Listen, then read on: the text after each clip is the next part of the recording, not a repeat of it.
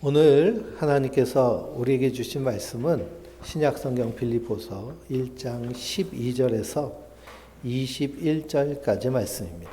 빌립보서 1장 12절에서 21절까지의 말씀을 한 절씩 교독하면서 읽겠습니다. 제가 한 절 읽고 우리 성도님들이 한 절 읽고 교독하겠습니다. 형제들아, 내가 당한 일이 도리어 복음 전파의 진전이 된 것을 너희가 알기를 원하노라.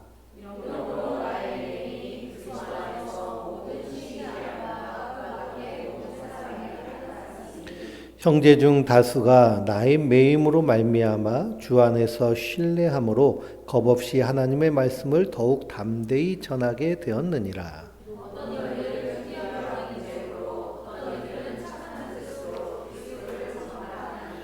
이들은 내가 복음을 변증하기 위하여 세우심을 받은 줄 알고 사랑으로 하나.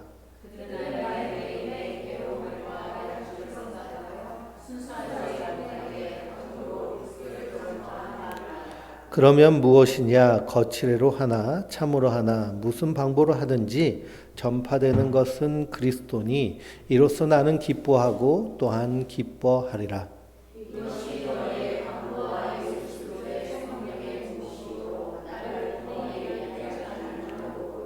나의 간절한 기대와 소망을 따라 아무 일에든지 부끄러워하지 아니하고 지금도 전과 같이 온전히 담대하여 살든지 죽든지 내 몸에서 그리스도가 존귀하게 되게 하려 하나니 이는 내가 사는 것이 그리스도니 죽는 것도 유익함이라. 아멘.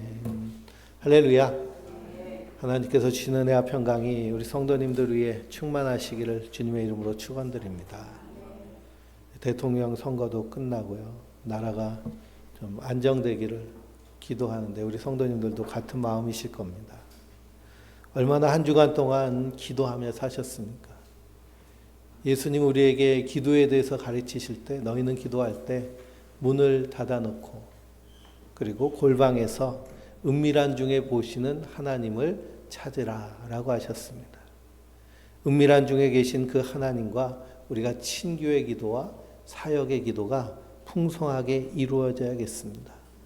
지난주에 사도 바울이 내가 기도하노라 라고 하며 사도 바울이 빌립보 교회 성도들을 향해서 기도한 그 기도의 내용에 대해서 함께 나눴습니다.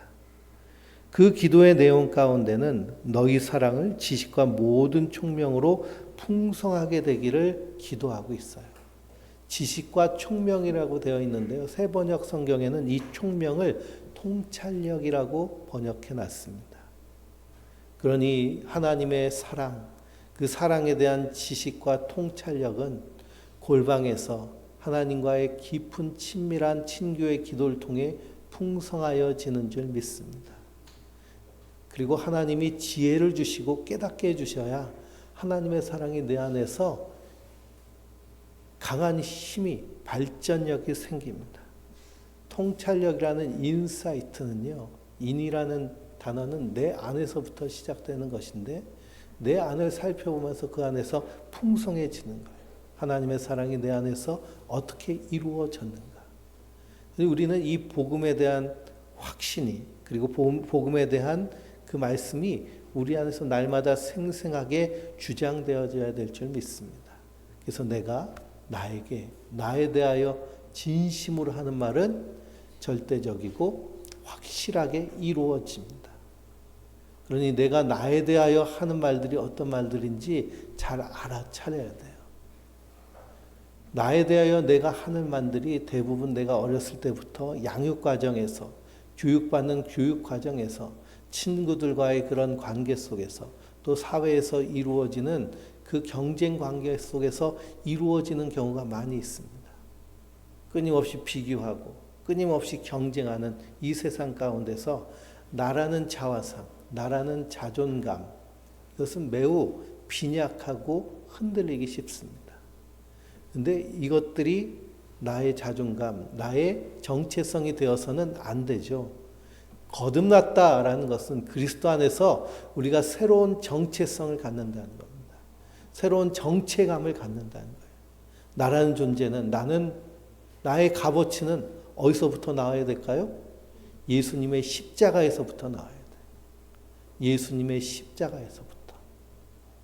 그래서 사도 바울의 서신서를 읽어보면 이런 표현도 있어요. 더 이상 나를 괴롭게 하지 마라. 내 안에 예수 그리스도의 흔적이 있다. 스티그마가 있다. 나는 예수님의 것이야. 거기서부터 나의 정체성, 나의 자존감이 분명히 세워져야 될 줄 믿습니다. 근데 이것을 마귀는 끊임없이 흔들어 놓으려고 해요. 작은 일 하나에서부터 끊임없이 관계 또한 세상과 비교하면서 흔들어 놓으려 할 때 우리는 거기에 귀 기울이는 자들이 아니라 하나님의 말씀을 붙잡고 승리하는 자들인 줄 믿습니다. 그러므로 이 사랑의 지식과 통찰력이 풍성해질 때 우리 안에서 분별력이 생겨요.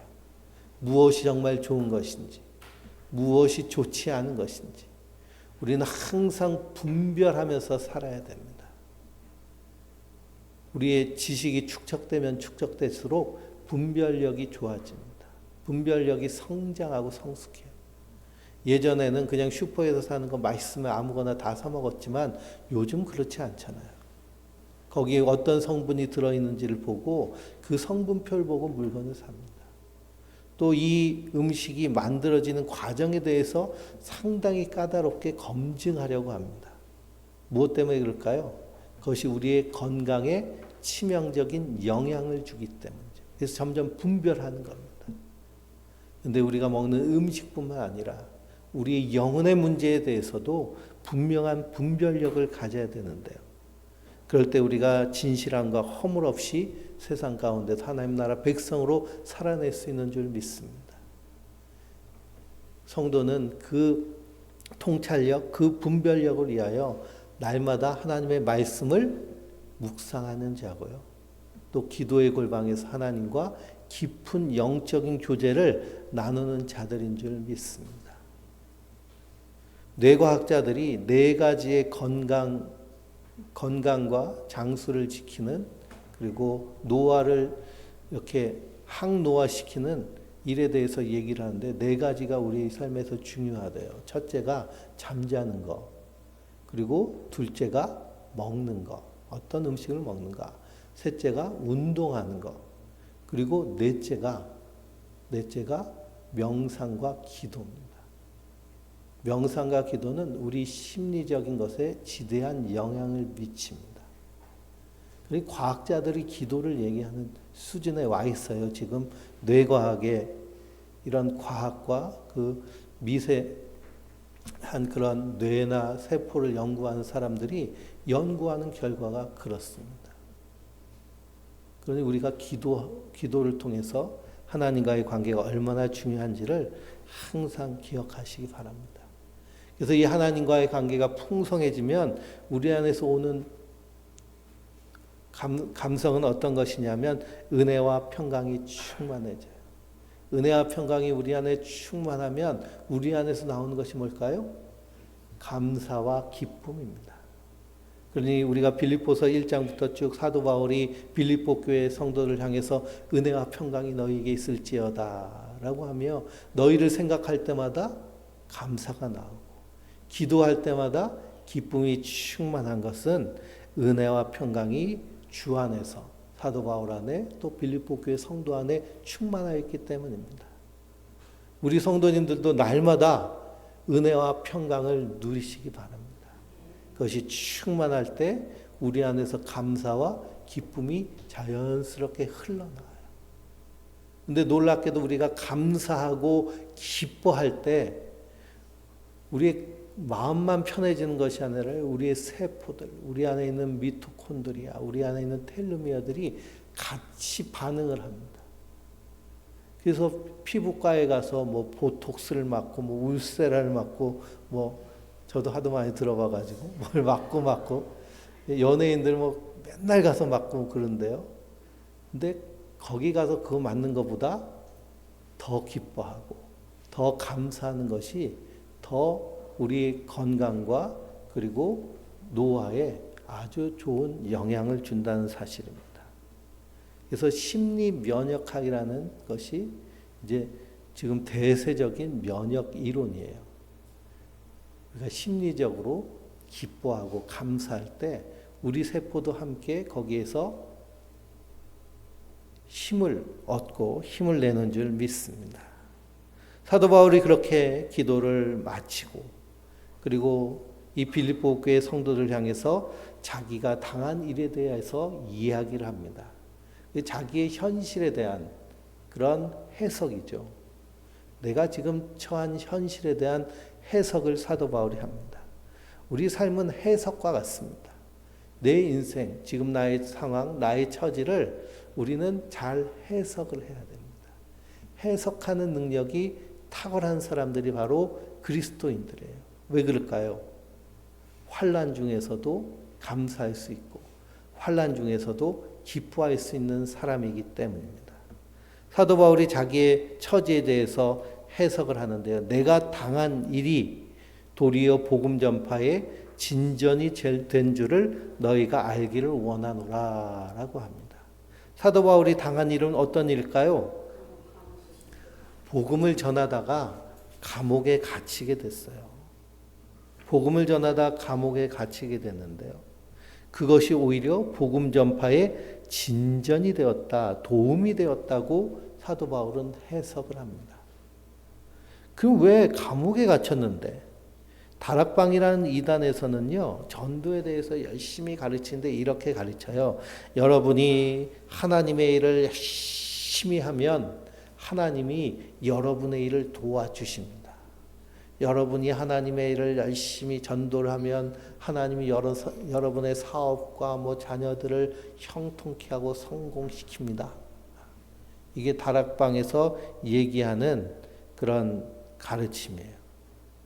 그런 얘기 들으면 좋죠, 그렇죠? 내가 하나님의 일을 열심히 하면 하나님이 내 일 열심히 해주신대. 그래서 주식 투자하면 팍 올라가고 부동산 집을 사면 확 올라가고 애들도 그냥 내가 열심히 하니까 지들이 알아가지고 막 좋은 대학 가고 좋은 직장 가고 돈 잘 벌고. 근데 사도 바울은 지금 어떻게 됐어요? 감옥에 가 있어요. 그러니 복음 전하다 감옥에 갇힌 것이 지금 번영 신학하고는 완전히 거꾸로 반대되게 해석되어 있죠. 우리가 얼마나 이런 것에 취약한지 모릅니다. 왜냐하면 우리는 다 잘 되고 싶은 욕망이 우리 안에 있기 때문에 그렇습니다. 그래서 13절 다시 보면 감옥의 갇힘이 그리스도 안에서 모든 시대 안에 그 밖에 모든 사람에게 나타났다라고 얘기를 합니다. 그러니 지금 빌립보서를 쓰면서요, 사도 바울이 내가 감옥에 갇혔어도 하나도 염려 없는 것은 나는 감옥에 갇혔지만 복음은 갇히지 않았더라라고 해석을 하는 겁니다. 감옥에 갇혔더니 누구에게 복음을 전할 수 있었어요? 시위대 로마 시위대 군인들에게 복음을 전할 수 있었고요. 사도행전을 읽어보면 총독에게도 복음을 전하고 그리고 분봉왕들에게도 복음을 전하고 그리고 로마로 가서는 거기에서는 황제 앞에서도 복음을 전할 수 있는 특권을 그에게 하나님 주셨습니다. 뿐만 아니라 옥중서신을 써서요. 수많은 교회들을 위로를 할 뿐만 아니라 지금 우리에게도 복음에 대한 확실한 이해를 전해주는 그 일을 사도 바울이 하고 있는 거예요. 그래서 디모데후서 2장 8절에서 9절 보면 내가 전한 복음대로 다윗의 씨로 죽은 자 가운데 다시 살아나신 예수 그리스도를 기억하라 라고 말하며 복음으로 말미암아 내가 죄인과 같이 매이는 데까지 고난을 받으나 하나님의 말씀은 매이지 아니하니라 라고 말씀하십니다. 하나님의 말씀은 매이지 않더라는 거예요. 이것이 사도 바울의 자기의 처한 상황을 해석하는 그런 해석입니다. 우리 그리스도인들 주 안에 있는 자들은 우리가 처한 상황에 대해서 해석을 잘 해야죠. 그래서 사도 바울은 내가 환난 중에도 낙심하지 않는다 그래요. 왜 그럴까요? 환난은 인내를, 인내는 연단은 소망을 이루기 때문에. 이게 가능한 것은 무엇이냐? 내 안에서 나만 열심히 일하는 것이 아니라 하나님이 함께 일하시기 때문입니다. 우리가 신앙생활 한다는 것, 때로는 우리가 고난 가운데 처했을 때 나와 함께 일하신 하나님을 만나는 경험을 하는 것이 신앙생활이에요. 제가 초등학교 2학년 때 학교 국민학교였죠. 학교 등교를 하는데요. 파란불이어서 이렇게 횡단보도를 지나가는데 트럭이 와가지고 저를 쳤습니다. 저만 친 게 아니라 여자아이 하나도 쳤어요. 그 아이 이름이 은영이었어요. 근데 저희 누나 이름이 은영이었거든요. 그러니 이제 연락을 받은 건 은광이랑 은영이가 치였다 그러니 둘이 같이 사고 난 줄 알고 깜짝 놀라서 병원에 뛰어오셨는데 제가 트럭에 치였습니다. 얼마나 세게 치였는지요. 머리에 뇌에 이 피가 고여가지고 그래서 그 당시에는 뭐 MRI 뭐 그런 의료기구들이 발달하지 않아서 머리를 이렇게 따가지고 피를 제거해야 돼요.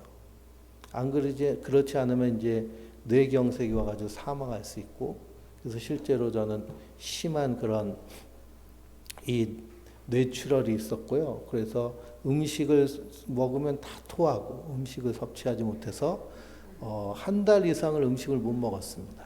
한 달 만에 제가 중환자실에서 그 대구에 있는 파티마 병원 중환자실에서 미음을 먹었거든요. 근데 그때 중환자실은요, 많은 분들이 돌아가신 분들이 많았어요. 거기 꼬맹이가 누워가지고 이제 있는데, 이걸 수술을 하려니까 3천만 원이 들었습니다. 그 당시 82년도니까요. 82년도에 3천만 원이면 공무원 월급이 그때 30만 원, 50만 원 하던 때이기 때문에 엄청난 돈이죠. 근데 그 트럭 운전수는 보험을 제대로 들지 않았어요. 그래서 수술을 못하고 그냥 언제 죽을까 하고선 보고 있었는데요. 한 보름 지나니까 희한하게도 아침에 일어나면 코피가 계속 나오더라고요. 그게 어떻게 연결됐는지 모르지만 이 뇌 밖에만 출혈이 있었나 봐요. 그 밖에 있던 피들이 고였던 게 코로 빠지고 그때 저희 아버지가 저한테는 얘기 안 하셨는데 저희 아내한테 이렇게 간증을 하셨더라고요. 예? 하나님께 맡겼다고. 예? 포기했다는 거죠. 그런 상황이었는데 그래서 저희 아버지 어머니는 뭐 수술도 못 시키고 그냥 언제 죽을지 몰라서 중환자실 이렇게 왔다 갔다 하셨는데 그런 상황 가운데서 또 비슷한 나이대의 부부를 만나셨어요. 그 부부의 아들이 있었는데 그 아들 저보다 3살 어린 아이인데요. 그 친구는 백혈병에 걸렸어요. 그래서 어렸을 때부터 계속 백혈병으로 투병하다가 이제 마지막 때가 돼가지고 더 이상 희망이 없는 상황이었어요. 부부는 예수님을 믿지 않는 부부였는데요. 그래서 저희 아버지가 그 부부에게 기도하는 것을 알려주셨어요. 그래서 하나님은 살아계시고 그리고 우리를 위해서 일하시는 분이니 이렇게 기도해라. 그래서 이 부부가 이 아들을 잃어버릴 수 없으니 간절한 마음으로 하나님께 기도했는데요. 그날 밤에 부부가 같이 환상을 봤어요. 어떤 환상을 봤냐면 약숟가락이 이렇게 하늘에서 쭉 와가지고 그 아이를 먹여주는 환상을 봤어요. 그래서 놀랍게도요, 그 아이가 갑자기 백혈병에서 회복이 되기 시작합니다. 그리고 저도 비슷한 시기에 같이 회복이 되고요.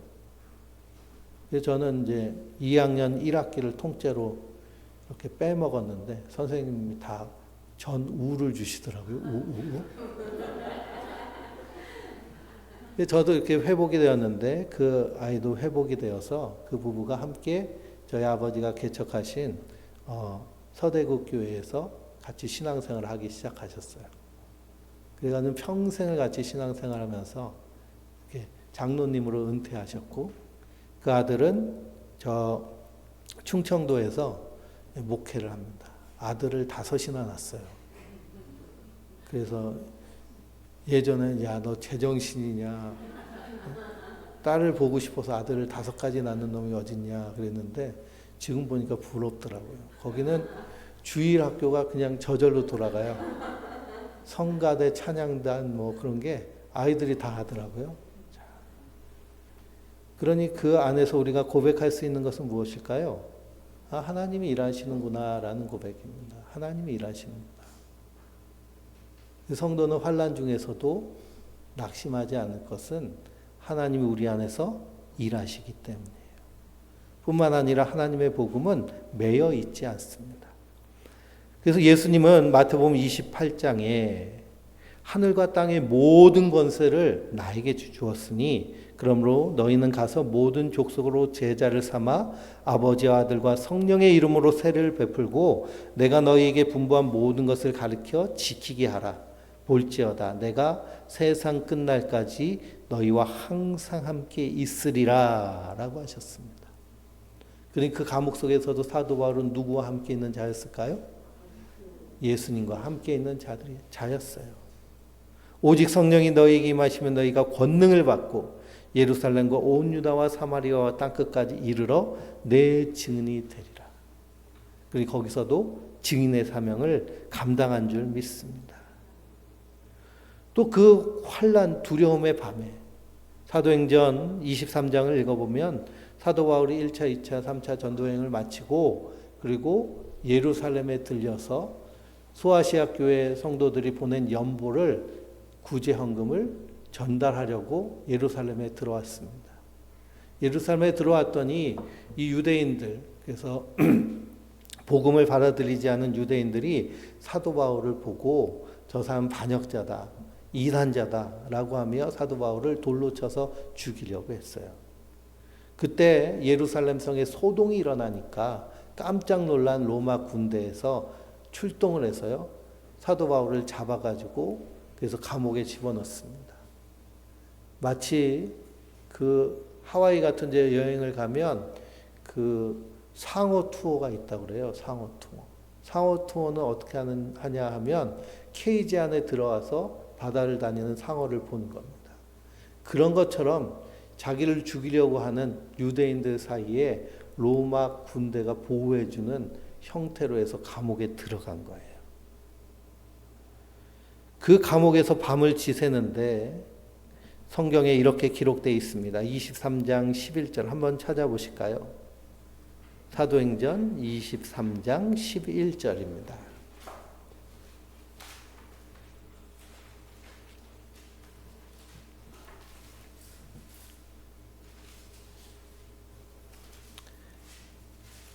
같이 읽어보겠습니다.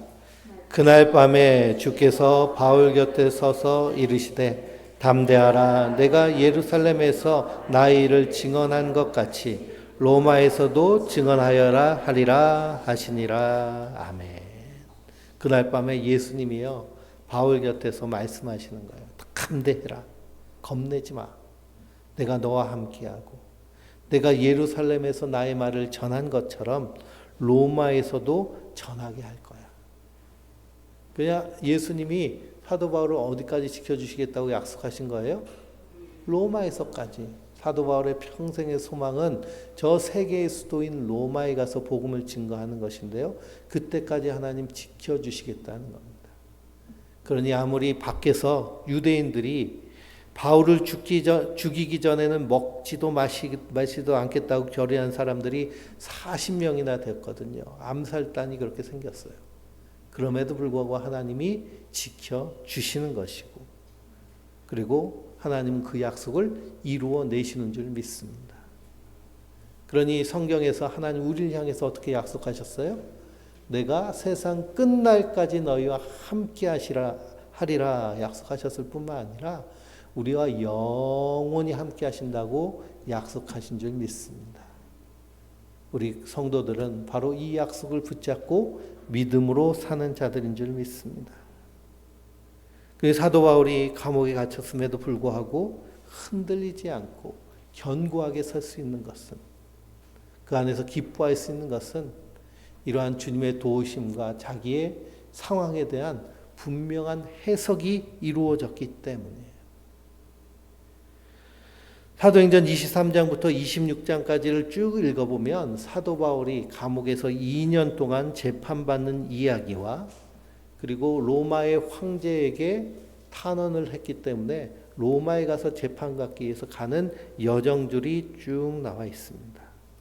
그 과정 가운데 로마에 있는 시위대 군인들에게도 복음을 전하고 그를 감시하는 사람들 귀족들에게도 복음을 전하고 백부장과 천부장과 총독들에게 복음을 전하고 심지어는 이 로마로 가는 길에 배가 파선했잖아요. 풍랑을 만나서. 근데 이 풍랑을 만나서 사람들이 살 소망을 잃어버릴 때 거기서 소망을 얘기하며 위로하고 그들을 다시 일어서게 한 사람들이 바로 사도 바울입니다. 그리고 로마에 가서 그들이 사도 바울의 동역자가 되는 것이죠. 그러니 이 돛도 다 잃어버리고 키도 다 떠내려가서 파선하는 그 배 위에서 사도 바울이 그 200명이 넘는 사람들을 모아놓고 부흥회를 한 거예요. 그러니 그 모든 일들이 바로 하나님의 일하심 안에 담겨져 있는 줄 믿습니다. 뿐만 아니라 사도 바울이 감옥에 갇혔다는 얘기를 들으니 15절에서 17절에 우리 사도님이 감옥에 갇혔으니 우리 가만히 있을 수 없지 그러며 열심으로 복음을 전하는 사람들이 있었습니다. 또 반대로 이때다 싶어서 마치 사도 바울을 경쟁자처럼 여겼던 다른 사람들이 바울이 갇힌 틈에 내가 열심히 복음을 전해서 그래서 교회를 세워야지 하는 사람들도 복음을 전하기 시작했어요. 그래서 18절에 사도 바울이 뭐라고 고백을 하나요? 그러면 무엇이냐? 거칠애로 하나 참으로 하나 무슨 방도로 하든지 전파되는 것은 그리스도니 이로써 나는 기뻐하고 또한 기뻐하리라 라고 하셨습니다. 그리스도가 전파됨의 기쁨. 그래서 하나님의 기쁨이 예수님의 기쁨이고 예수님의 기쁨이 누구의 기쁨인 거예요? 사도 바울의 기쁨인 겁니다. 우리 그리스도인들도 마찬가지가 되야겠죠. 하나님의 기쁨이 나의 기쁨, 예수님의 기쁨이 나의 기쁨, 성령님의 기쁨이 나의 기쁨. 그래서 20절에서 21절을 보면 나의 간절한 기대와 소망을 따라 아무리든지 부끄러워하지 아니하고 지금도 전과 같이 온전히 담대하여 살든지 죽든지 내 몸에서 그리스도가 존귀하게 되게 하려 하나니 이는 내가 사는 것이 그리스도니 죽는 것도 유익함이라 라는 놀라운 신앙의 고백을 사도 바울이 하게 되는 줄 믿습니다. 우리는 너무나 이 너와 나의 벽이 아주 견고하게 세워져 있어요. 너와 나의 벽이 견고하게 세워져 있는. 근데 예수님은요, 이 벽이 없으신 분이십니다. 하나님과의 관계에서도, 자기 자신과의 관계에서도, 그리고 타인과의 관계에서도 벽이 없는. 그것을 예수님은 요한복음에서 하나님이 내 안에, 내가 하나님 안에 있는 것 같이 나도 너희 안에, 너희도 내 안에. 사도 바울이 이렇게 고백하는 것은 복음이 증거됨으로 이렇게 감옥에 갇혔어도 기쁘고 감사할 수 있는 것은 내 안에 누가 계시기 때문에? 예수님이 계시기 때문에. 또 예수님 안에 사도 바울이 있기 때문에. 이것이 하나됨의 그런 놀라운 은혜이고 그리고 은총인 줄 믿습니다. 그러니 이 복음의 진전은 그리스도께서 약속하신 내용을 예수님이 이루어 가시는 거예요. 그래서 사도 바울을 통해서 예수님이 일하시는 것이고요. 성경의 역사는 다 그렇습니다. 사람을 통해서 하나님이 일하시는 거예요. 그런데 그 일하심의 모습이 세상이 추구하는 힘, 능력, 권력, 명예, 부를 가지고 일하시는 것이 아니라 지극히 작은 모습으로 일하십니다. 우리가 기드온과 300용사에 대해서 잘 알고 있죠. 어렸을 때부터 300용사. 근데 성경을 잘 읽어보면 그 사람들은 용사일까요? 사실은 용사라는 말 붙이기가 부끄럽습니다. 그들의 능력으로 싸워 이긴 것이 아니기 때문에. 그러면 미디안에 14만 명이 넘는 대군이 있는데 하나님은 왜 기드온에게 300명만 주셨을까요? 이것은 도저히 사람의 힘으로 이겼다고는 말할 수 없는 수치를 하나님이 보여주신 거예요. 그래서 그들의 입술에서 무슨 고백이 나오도록? 하나님이 하셨군요. 하나님이 하셨군요. 하나님의 일하심은 지극히 작은 자를 통해, 연약함을 통해, 병듦을 통해, 가침을 통해 일하신 분이 하나님이시라면 우리는 그 하나님의 일하심을 이해한다면 난 힘이 없어, 난 능력이 없어, 난 별거야 그러면서 나 자신을 그렇게 한계에 둘 필요가 없다는 사실입니다. 왜냐? 우리를 통해서도 하나님이 일하시기 때문이에요. 예수님이 부르신 12 제자들을 보세요. 하나같이 어부, 세리, 거기 제대로 교육받고 또 좋은 집안에서 성장한 사람들이 몇이나 있을까요? 거의 그냥 평범 이하에 있는 사람들입니다. 심지어는 글씨를 모르는 제자들도 많았죠. 베드로 사도도 베드로 전후서는 베드로가 쓴 것이 아니라 베드로가 이야기한 것을 그의 제자들이 써서 편지로 보낸 것입니다. 글씨를 모르는 사람들. 근데 예수님은 그런 사람들 불러 쓰시기를 기뻐하셨어요. 왜 그냐? 하나님의 일하심의 방법이 바로 그렇기 때문입니다. 그러니 사도 바울은 전파되는 것이 그리스도니 나는 기쁘고 또한 기쁘다라고 얘기합니다. 사도 바울은 내가 약할 때 그때가 곧 강함이라고까지 고백을 해요. 내가 약해서 이렇게 축 처져 있으니 누가 일하시는 거예요? 하나님이 일하시는 것을 보게 되는 겁니다. 그 하나님의 일하심 안에서 우리의 삶의 해설을 잘 하시기 바랍니다. 세상이 말하는 것을 가지고 우리가 비교하며 경쟁해가며 해석하면 내 인생은 기구하기가 짝이 없지만 사도 바울처럼 그리스도 안에서 나의 삶을 해석하면 세상이 감당할 수 없는 히브리서를 보면 믿음의 사람들을 향해서 세상이 감당하지 못한 사람이라고 얘기합니다. 그 문명 전체를 완전히 뒤집어 엎었어요. 그러니 기독교가 예수님이 이 땅에서 복음을 전하고 그러면서 기독교가 전파되고 하면서의 이 2000년의 세계의 역사를 살펴보면 이 기존에 굳어져 있던 그런 양육강칙, 승자 독식, 강한 자가 권력을 갖고 약한 자를 지배하고 짓누르는 이런 방식들이 완전히 무너지고 뒤바뀌어져 버렸습니다. 그것이 지금 우리가 살고 있는 이 민주주의 사회에서 맛보는 우리가 자유, 평등, 여러 가지 우리가 누리고 있는 것들이 사실 어디서부터 나온 걸까요? 기독교적인 가치관에서부터 나왔다는 사실이에요. 그러니 권력자가 총뿌리를 겨누고 국민에게 겨누고 자기의 권력을 독점하려고 했는데요. 총성 한 발 울리지 않고 이 대한민국은 자유를 되찾았습니다.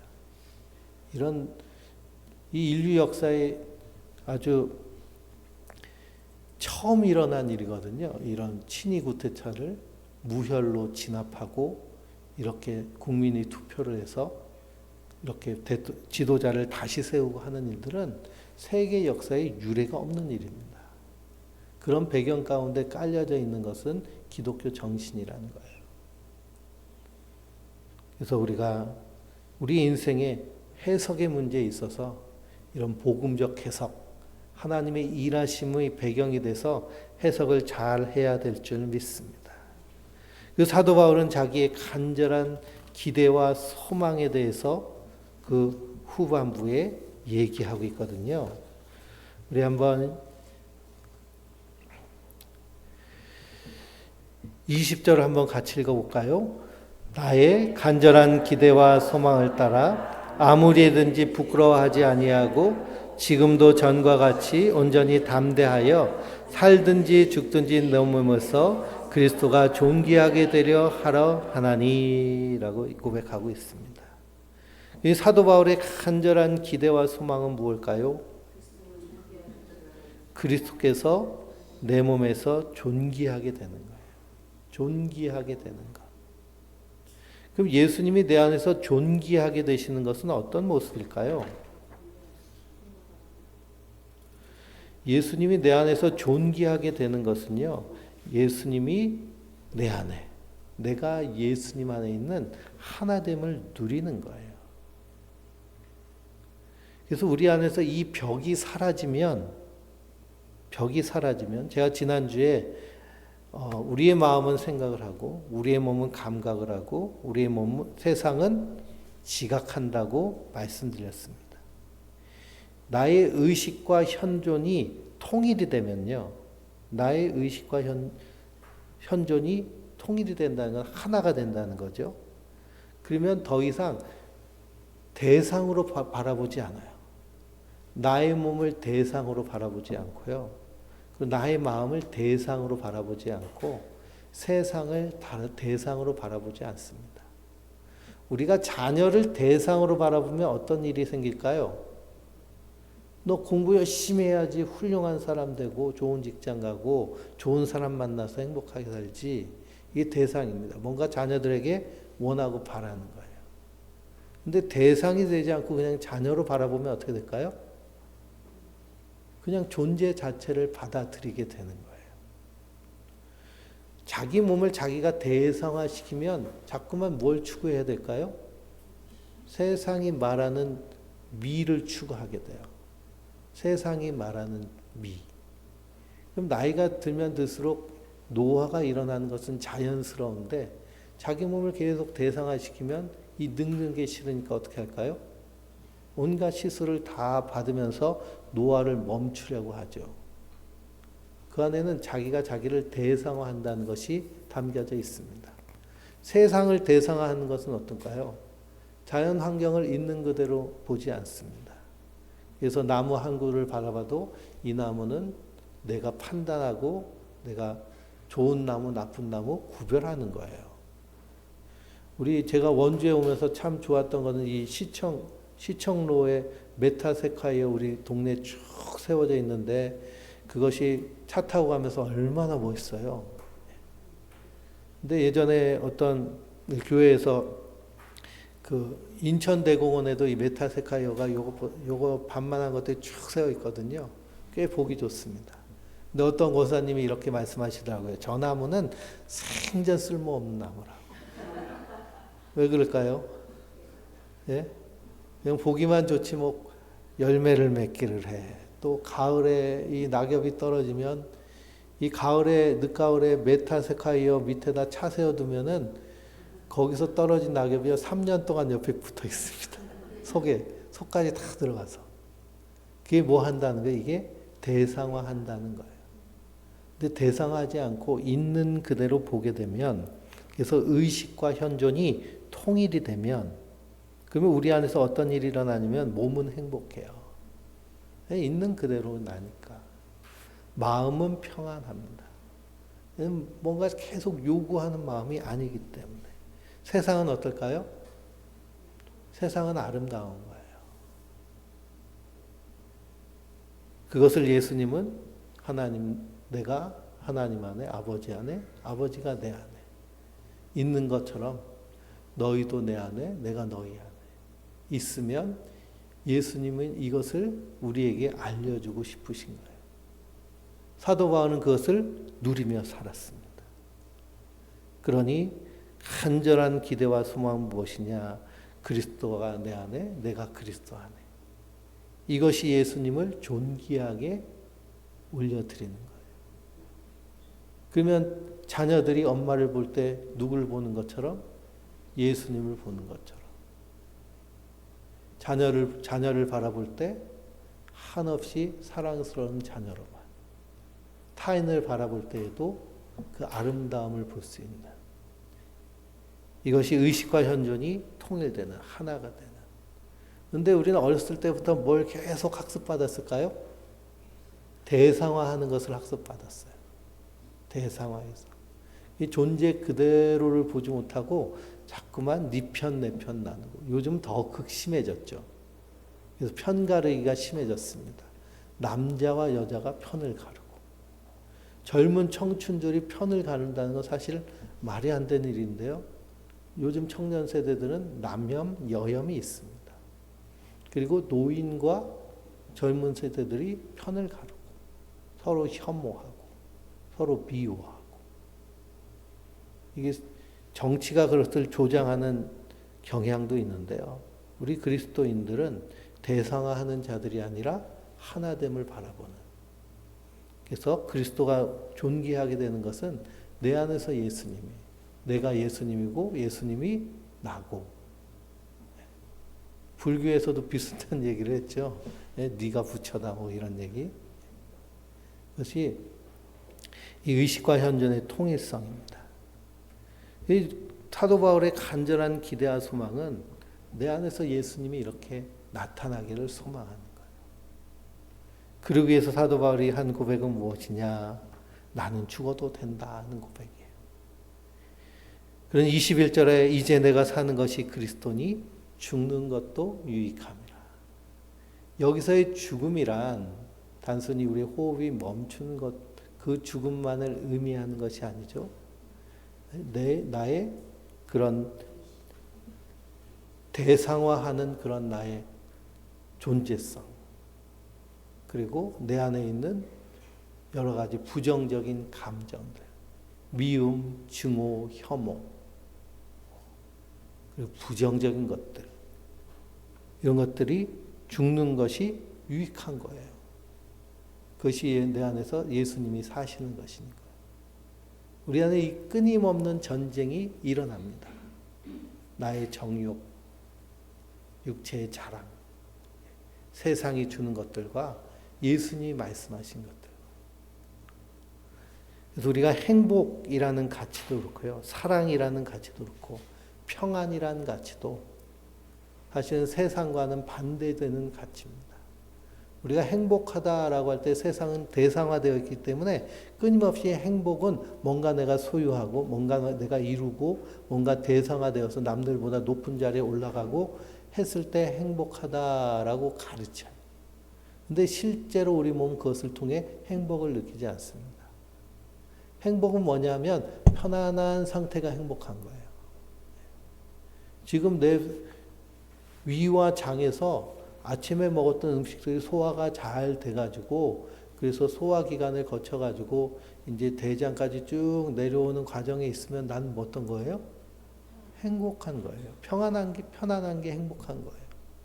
숨을 쉬는데 코에 걸리는 것이 없고 호흡이 풍성하게 잘 이루어지면 행복한 거예요.